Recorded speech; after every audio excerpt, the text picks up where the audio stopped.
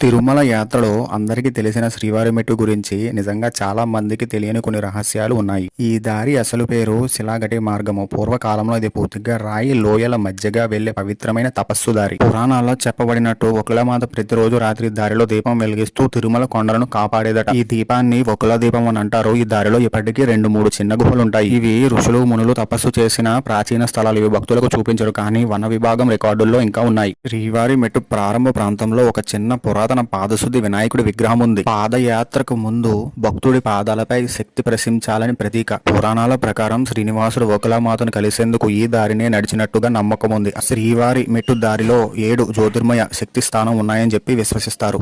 ఈ దారిని విజయనగర సామ్రాజ్యము అభివృద్ధి చేయబడి ఉండవచ్చని, శ్రీకృష్ణ దేవరాయలు కూడా తరచూ ఈ మార్గాన్నే ఉపయోగించేవారు అని చెప్పి పురాణాలు చెబుతున్నాయి. ఈ మార్గము సుమారు 2.1 కిలోమీటర్ లాంటిది. శ్రీవారి మెట్లు మొత్తం 2388 మెట్లు.